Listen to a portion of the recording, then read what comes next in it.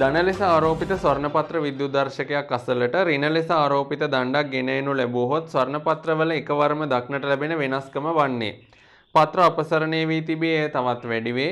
පත්‍ර අපසරණය වී තිබී එය අඩු වේ. පත්‍ර අපසරණයෙහි වෙනසක් නැත. හැකිලී තිබූ පත්‍ර අපසරණය වේ.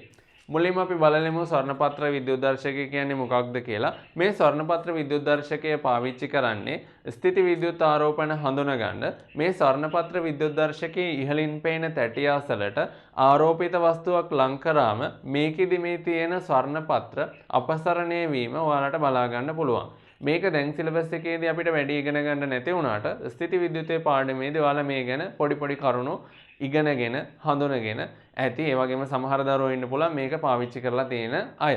ප්‍රශ්නයේ සාකච්ඡාව පහසු වෙන්න මම රූප සටහනක් ඇඳා. මෙන්න මේ තියෙන්නේ ධන ලෙස ආරෝපණය වෙච්ච ස්වර්ණපත්‍රය විද්‍යුත් දර්ශකය. එතකොට මේක පුරාවටම තියෙන ධන ආරෝපණ. මොකක් හරි හේතුවක් නිසා මේකේ ඍණ ආරෝපණ ටික ඉවත් වෙලා ගිහිල්ලා තියෙන්නේ. මේක අසලට ලං කරනවා කියන්නේ ඍණ ලෙස ආරෝපිත දණ්ඩක්. දැන් මොකද වෙන්නේ කියලා බලමු. ධනයි ඍණයි විජාතීය ආරෝපණ ආකර්ෂණය වෙනවා. ඒ නිසා මේ ඍණාරෝපිත දණ්ඩ හේතුවෙන් අපි හිතමු මේකේ තියෙන ධනාරෝපණ ටික ඔක්කොම ඇදිලා යනවා මේ ඍණාරෝපිත දණ්ඩ පැත්තට. එතකොට මෙතනදී මේ හරිය හොඳට බලා ගන්න.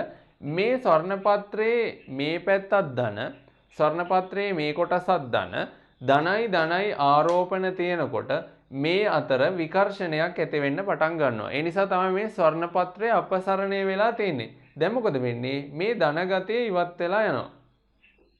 ධනගතය ඉවත් වෙලා යනකොට මේ විකර්ෂණය අඩු වෙන්න පුළුවන්. ඒ නිසා මේ ස්වර්ණපත්‍රය ඇකිලෙන්න පටන් ගනී. මම කියන්නේ මේ දණ්ඩ ඇරගෙන ආවොත්. ඒ නිසා දණ්ඩ මෙතනට අරගෙන එනකොට මේ අපසරණය වෙලා තියෙන ස්වර්ණපත්‍රය ඇකිලෙන්න පුළුවන්. අපි බලමු එහෙම උත්තරයක් තියෙනවද කියලා.